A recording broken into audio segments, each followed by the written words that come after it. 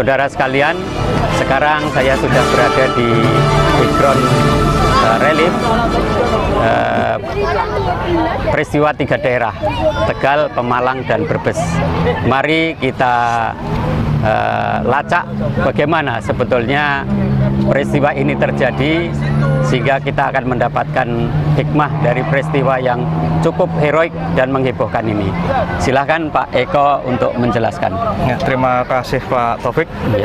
Ini relief sebelah utara menggambarkan sebuah peristiwa yang terjadi antara bulan Oktober sampai Desember tahun 1945. Jangan lupa komen, like, share, dan subscribe.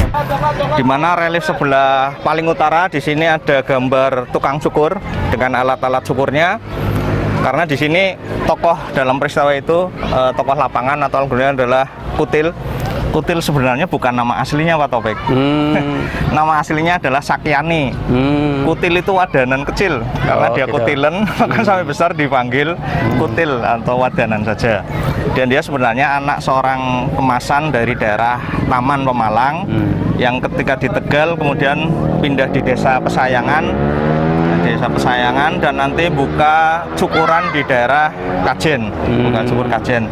Tapi dia juga pandai dalam hal kemasan dan jual beli barang rongsokan, ya sama dengan orang-orang Pesayangan saat inilah. Nah, pendidikan Kutil sebenarnya hanya kelas 2 sekolah rakyat, dan dia menjadi tokoh sentral yang terkenal pada waktu itu karena dia adalah aktor lapangan atau algojo dalam peristiwa 3 daerah, terutama pembantaian di bawah Bruk Abang di Desa Pesayangan. Itu algojonya atau tokohnya adalah Kutil. Sedangkan peristiwa ini sendiri sebenarnya banyak dipengaruhi oleh unsur-unsur kiri atau unsur-unsur komunis, sehingga tokoh-tokoh komunis yang terlibat di sini juga banyak, antara lain Kamijaya, Widarta, Suprapto, Suwigno itu dari Amri Slawi, Angkatan Muda Republik Indonesia Slawi, sedangkan Kutil dari Amri Talang, Angkatan Muda Republik Indonesia daerah Talang. Terus ada M. Nuh, Kartohargo, dan sebagainya. Mereka adalah tokoh-tokoh komunis dalam pemberontakan tahun 26 yang dibuang ke Digul, Papua X Digul. Dan mereka ini nanti yang mempengaruhi pola pikir dalam peristiwa 3 daerah, sehingga membelokkan arah perjuangan yang harusnya bersatu melawan penjajah. Tahun-tahun itu kan sekutu mendarat di Indonesia, tapi justru dibelokkan menjadi semacam aksi balas dendam, sehingga nanti munculnya aksi-aksi sepihak, pembunuhan di daerah 3 daerah, terutama terhadap orang-orang yang dianggap pro pada penjajah. Nah, yang dibunuh pada waktu itu rata-rata adalah ada satu Pangreh Praja, Pak Taufik. Pangreh Praja itu berarti aparat pemerintahan lah. Ya.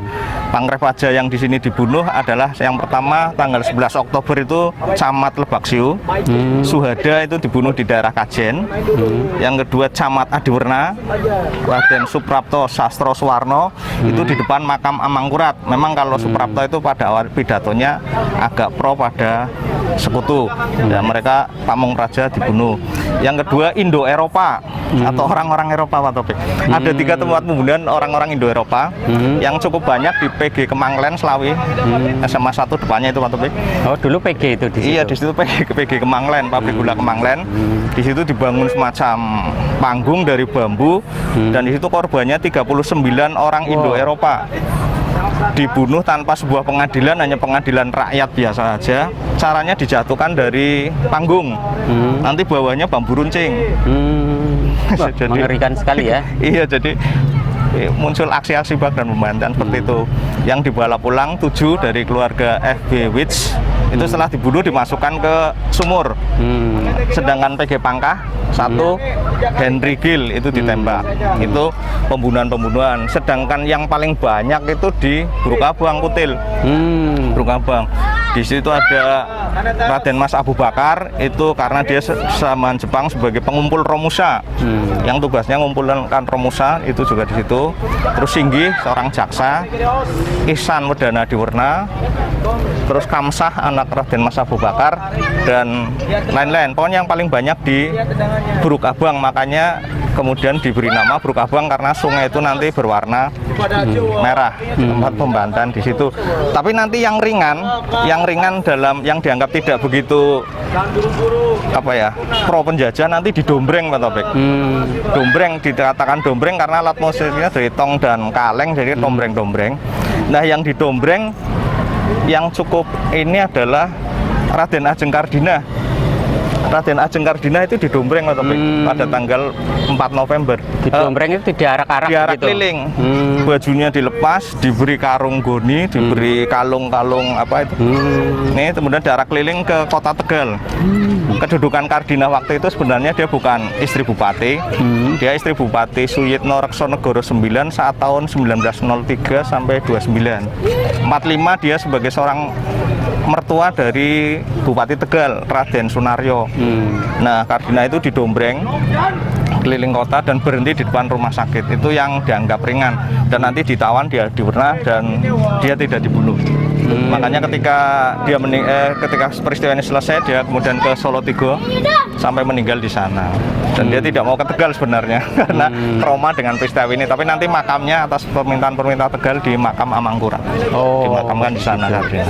Ini gambaran umum tentang kutil. Yang kedua, yang berikutnya dalam rapat golongan-golongan 3 daerah itu nanti dilaksanakan di Amri Slawi di PG Kemanglen tanggal 3 November. Tanggal 3 November keputusan nanti akan menyerbu Tegal. Menyerbu Tegal pada tanggal 4, sehingga tanggal 4 itu mereka menyerbu kota Tegal. Ini kan Pasar Wagi, Pak Taufik. Nah, ini menyerbu kota Tegal. Nanti dilanjutkan dengan pergantian Pangreh Meraja.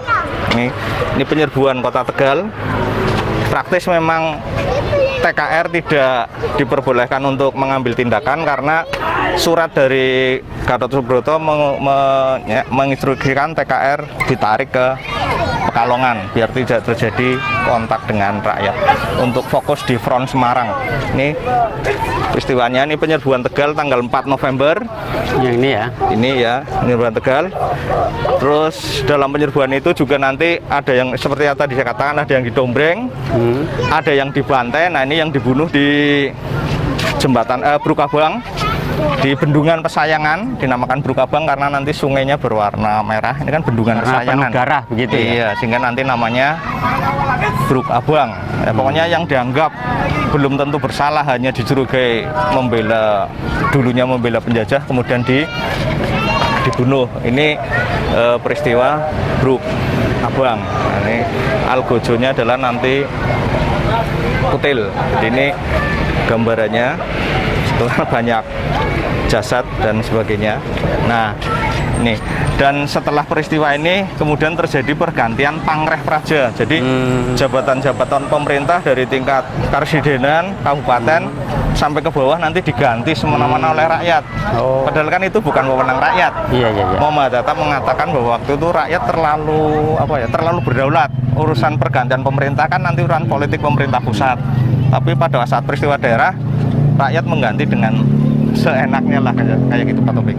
Ya. Yang diganti Residen Pekalongan tanggal 6 November 45 diganti Mister Besar, diganti Supangat. Nanti tanggal 10 Desember Supangat diganti Sarjio yang kiri. Nah, pada pergantian itu Bupati Tegal juga diganti, Pak Taufik. Bupati Tegal Raden Sunaryo nanti diganti Kiai Haji Abu Sujai, asal desa Pacul. Iya. Tapi dia bukan tokoh kiri karena dia dari PSII, Sarekat Islam. Ini Abu Sujai. Kalau dari Brebes, Bupati Sarimin diganti oleh Kiai Haji Satori dari Masumi. Di Pemalang pergantian bupatinya yang baru adalah Supangat. Terus ke bawah banyak pergantian sehingga banyak Pangreh Praja yang keluar dari daerah Tegal, Brebes dan Pemalang. Seperti itu, dan biasanya tidak kembali lagi karena trauma dengan peristiwa-peristiwa tersebut. Nah, tentara sendiri memang diinstruksikan untuk ke Pekalongan karena biar tidak terjadi clash, dan mereka sendiri sedang fokus dalam front Semarang, terutama pertempuran Ambarawa itu kan 20 Oktober sampai 15 Desember. Jadi momennya hampir bersamaan dengan peristiwa 3 daerah antara Oktober, November, dan Desember. Nah, relief berikutnya ini tentara ambil tindakan, Pak Taufik. sebenarnya tindakan tentara itu di sini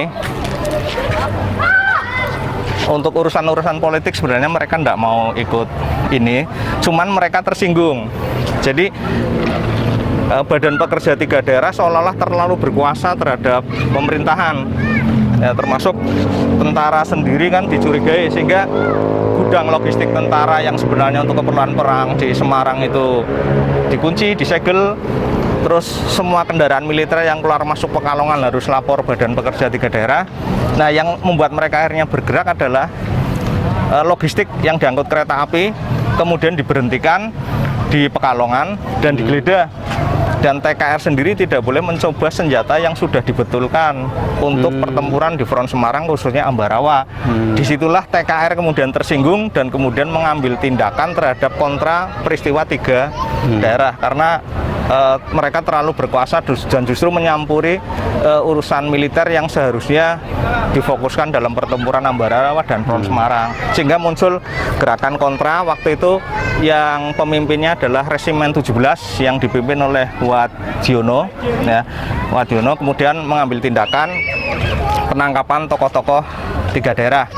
Yang pertama di Pekalongan, dan tokoh-tokoh yang lain termasuk Kutil dan rekan-rekannya ditangkap dan nanti dimasukkan ke penjara penjara Pekalongan. Nah, sebelah sini tokoh-tokoh yang ditangkap kemudian dimasukkan ke penjara Pekalongan, dan nanti ada beberapa yang diadili. Cuman dalam proses pengadilan nanti kan ada agresi militer Belanda pertama, sehingga kemudian seolah-olah tidak ini. Dari tokoh itu yang dihukum mati 2, Pak Topik. Satu Kutil, yang kedua Widarta. Siapa itu Widarta? Widarta adalah tokoh komunis, dari pusat malahan. Cuman dia dieksekusi tahun 1947 di Pantai Parangtritis, sedangkan Kutil dieksekusi tahun 1951 di Pantai Pekalongan. Itu akhir dari peristiwa 3 daerah, dan nanti penyelesaian oleh Sayuti Melik. Jadi Sayuti Melik disuruh untuk menyelesaikan peristiwa ini. Kesimpulannya bagi pejabat-pejabat yang sudah ganti dan kemudian dianggap mampu, boleh diteruskan, tapi nanti yang tidak diadili sesuai dengan kesalahannya. Terus pejabat-pejabat yang kosong ya diganti sesuai dengan kebijakan pemerintah setempat. Dan nanti Soekarno, Bung Hatta, Sayuti Melik juga datang ke Slerop untuk menenangkan rakyat dalam peristiwa 3 daerah itu. Demikian kira-kira gambaran peristiwa 3 daerah yang banyak menimbulkan korban di Tegal, Brebes, dan Pemalang. Kira-kira seperti itu, Pak. Ya, makasih. Selanjutnya nanti kita akan ke cerita berikutnya, peristiwa berikutnya, ke sebelah selatan relief ini.